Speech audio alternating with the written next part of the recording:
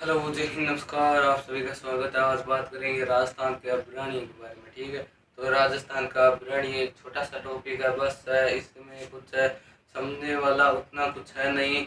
बस है कुछ चीज़ों का विशेष कर है, आपको ध्यान रखना है। जैसे बात करें तो राजस्थान के अभयारण्य, पहले बात करेंगे अभयारण्य का अर्थ क्या होता है। अभयारण्य अभ्य, पहले बात करते हैं अभयारण्य।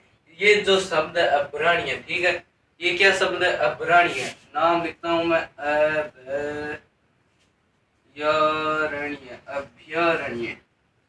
ठीक है, ये अभयारण्य शब्द है। इस अभयारण्य, इस अभय, अभय, ठीक है, अभय शब्द का अर्थ क्या है, यानी कि बिना किसी भय के, बिना किसी डर के, ठीक है, बिना किसी घबराहट के, डर के, बिना किसी भय के, ठीक है।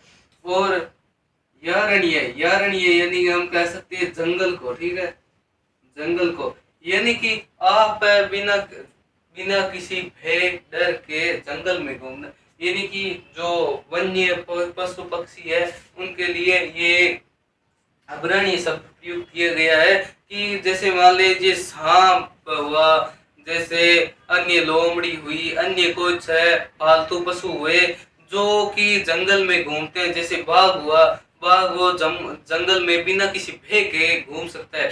बाहर व्यक्ति उसे मार सकता है, लेकिन वन्य जीव अभयारण्य में उसकी एकदम अच्छे से सुरक्षा की जाती है। अगर कोई वन्य जीव है को मार देता है तो उस पर राज्य सरकार द्वारा बहुत ज्यादा तरीके से मान लीजिए कार्यवाही की जाती है। ठीक है, तो ये समझ में आ गया अभयारण्य, अभय और जंगल। ठीक है, तो राजस्थान के अभयारण्य की बात करें, सबसे पहले बात करेंगे राजस्थान के अभयारण्य से पहले सबसे पहले बात किसके बारे में करेंगे, भारत सरकार। भारत सरकार, ठीक है, भारत सरकार,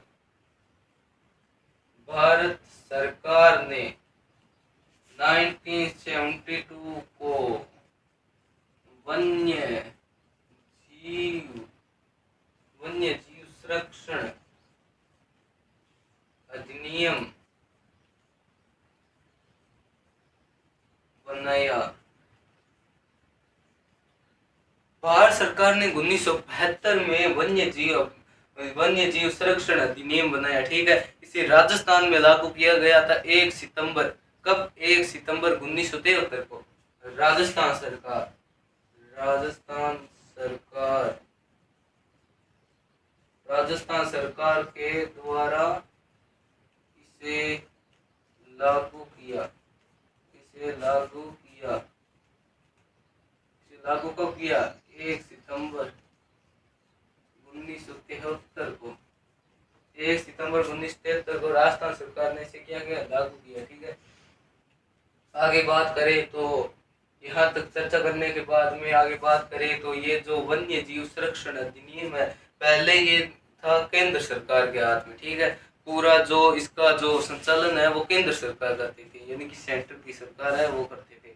लेकिन वर्तमान में देखें तो ये किसका विषय, समरवर्ती सूची, समरवर्ती सूची, समरवर्ती सूची। ठीक है, इनके बारे में आप अच्छे से जानते हो। एक होती है राज्य सूची, एक होती है राज्य सूची, और एक होती है संघ सूची।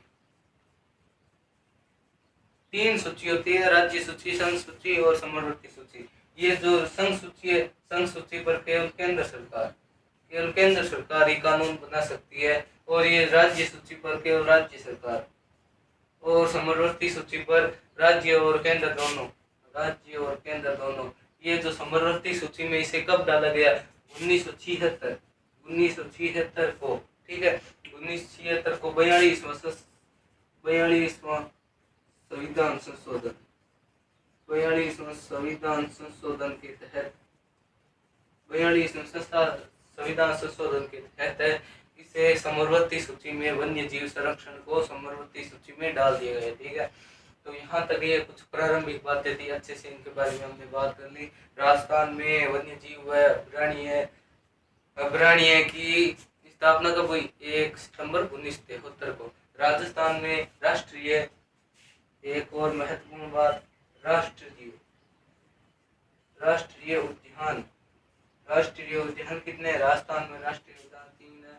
और जो वन्य जीव, वन्य जीव संरक्षण, वन्य ऑप्शन वाले ये कितने हैं, 27 है। ठीक है, कुछ किताबों में 26 मिलेंगे, लेकिन प्रमाणिक किताबों के हिसाब से कितने, 27। ठीक है, एक मिनट।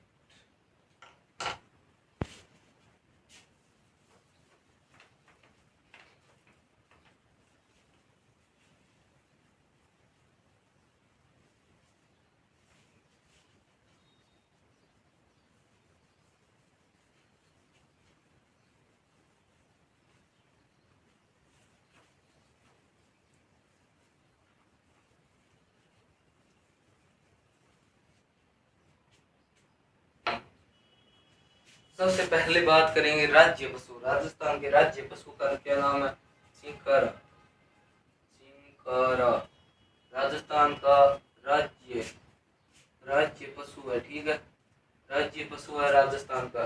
वैज्ञानिक नाम, वैज्ञानिक नाम, वैज्ञानिक नाम क्या है इसका। और इसे एक और महत्वपूर्ण बात, इसे राज्य पशु, राज्य पशु, राज्य पशु कब घोषित किया गया, 22 मई 1981 को।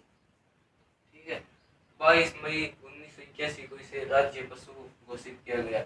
इसका वैज्ञानिक नाम है गजला, गजला वेटुई, वेटुई। ठीक है, गजला वेटुई इसका वैज्ञानिक नाम। सबसे ज्यादा कहाँ पाए जाते हैं, सबसे ज्यादा, सबसे ज्यादा, सबसे ज्यादा पाए जाते हैं। एक हमारा ये कौन सा है, हाँ, राज्य,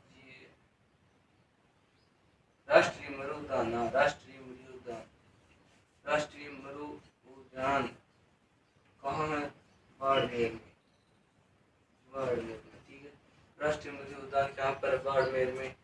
और एक और महत्वपूर्ण है नाहरगढ़, नाहरगढ़ कहाँ है, जयपुर में।